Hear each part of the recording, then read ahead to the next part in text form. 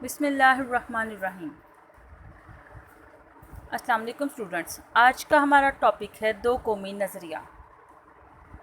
دو قومی نظریے کے بارے میں جاننے سے پہلے ہم بات کریں گے کہ نظریہ کسے کہتے ہیں، نظریہ سے کیا مراد ہے۔ تو لفظ نظریے کو انگریزی زبان میں آئیڈیالوجی کہا جاتا ہے، یعنی اس سے مراد ایسا یا ضابطہ یا پروگرام ہے جس کی بنیاد فکس فلسفہ تفکر پر رکھی گئی ہو اور انسانی زندگی کے مختلف پہلوؤں مثلاً سیاسی، معاشرتی اور تہذیبی مسائل کے حل کے لیے کوئی منصوبہ بنایا گیا ہو۔ نظریے کے متعلق بہت سے دانشور اور نے اپنی اپنی رائے دی ہے۔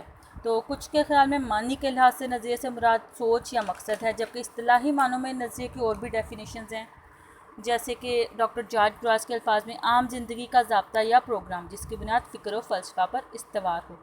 اس کے علاوہ اور بھی ڈیفینیشنز ہیں، جیسے کسی بھی مقصد کے حصول کے لیے بنایا گیا فکری خاکہ نظریہ کہلاتا ہے، یعنی آپ کا کوئی بھی جو مقصد ہے آپ کا، آپ اس کے لیے جو بھی تمام اس کے لیے کرتے ہو کام، اس کو ہم کہہ سکتے ہیں کہ وہ نظریہ ہے آپ کا۔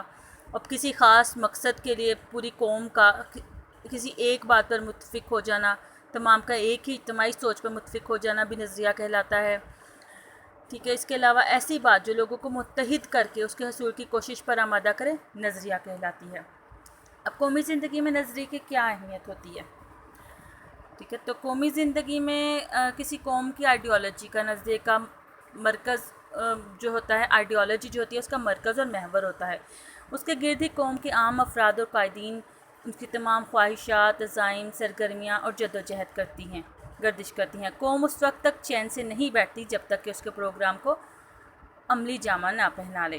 غرض نظریے کی حیثیت کسی قوم کے لیے روح کی ہے، جس کے بغیر اس کے وجود اور اس کی زندگی کی بقا ممکن نہیں ہوتی۔ اس میں ہم یہ بھی کہہ سکتے ہیں کہ کوئی بھی جب ہم نظریہ ہوتا ہے، کوئی بھی تحریک، اس کے دوران اس کے کارکن اور عوام اس سے بہت حد تک عقیدت رکھتے ہیں اور اس کے لیے بڑی سے بڑی قربانی دینے کے لیے تیار ہو جاتے ہیں اور تحریک کی کامیابی کے لیے اس کو مکمل طور پر مکمل کرنے کے لیے سرگرم عمل ہو جاتے ہیں، ٹھیک۔ تو انسانی زندگی کے مختلف پہلوؤں کو منظم کرنے اور ایک انسان اور دوسرے انسان کے درمیان حقوق و فرائض متعین کرنے، نیز عام انسان کا ان اداروں کے ساتھ جو معاشرے کا نظام چلانے کے لیے قائم کیے جاتے ہیں، تعلق واضح کرنے کے لیے جو قاعدے اور ضابطے بنائے جاتے ہیں، ان کو نظام حیات یا نظام زندگی کہتے ہیں۔ یعنی کسی بھی ملک یا قوم یا معاشرے کے نظام حیات کی بنیاد نظریہ ہوتا ہے جس کے لیے اس ملک یا اجتماعی معاشرے کی تشکیل کی جاتی ہے۔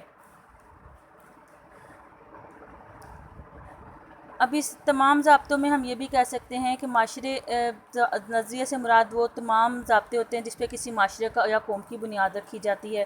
یعنی ہم کہہ سکتے ہیں کہ ایک انسان ہے، اسے اپنے والدین، رشتہ داروں، ہمسایوں اور دوسرے شہریوں سے کیسے تعلقات استوار رکھنے چاہیے، اس کے حقوق و فرائض کیا ہیں، ان سب چیزوں کا تعین آئیڈیالوجی نظریے کی روشنی میں ہی کیا جاتا ہے۔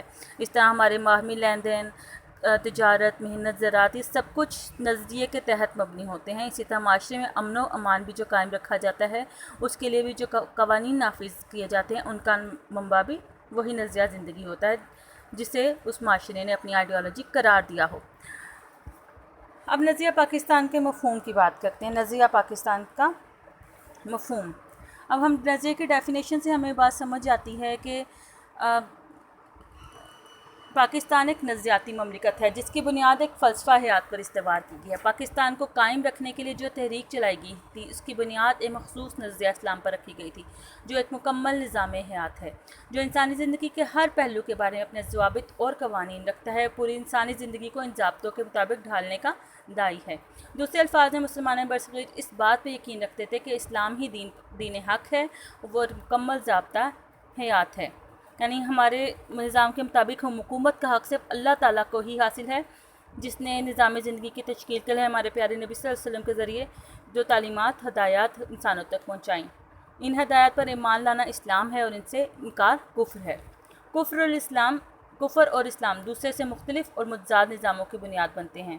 اسی حقیقت کو تاریخ میں دو قومی نظریے کا نام دیا گیا، یعنی سیدھا سادہ ہم مفہوم اس کا یہ کہہ سکتے ہیں کہ برصغیر کے مسلم صوبہ، انہوں نے کہا کہ برصغیر کے مسلم صوبہ پر جو مشتمل ہیں مسلم صوبے، انہیں ایک ملک بنایا جائے جہاں پہ اللہ تعالیٰ کی وحدانیت کو تسلیم کیا جائے اور تمام حکومت، سیاست، تجارت، نظام تعلیم و تربیت حضور پاک صلی اللہ علیہ وسلم کی تعلیمات کے مطابق نافذ کیے جائیں۔ اب ہم اس کی ڈیفینیشنز دیکھیں تو نظریہ پاکستان سے مراد الگ خطہ زمین کا اصول ہے، جس میں سمپل وہی بات آ گئی کہ برصغیر کے مسلمان جو ہیں اپنی قرآن و سنت کے مطابق زندگی گزار سکیں، اسلامی قدریات و نظریات کو محفوظ رکھیں اور اپنی زندگیاں اسلام کے روشن اصولوں کے تحت گزاریں۔ تحریک پاکستان اور تعمیر پاکستان کے مجموعی تصور کو نظریہ پاکستان کہتے ہیں۔ اب آگے آ جاتے ہیں ہم دو قومی نظریے پر۔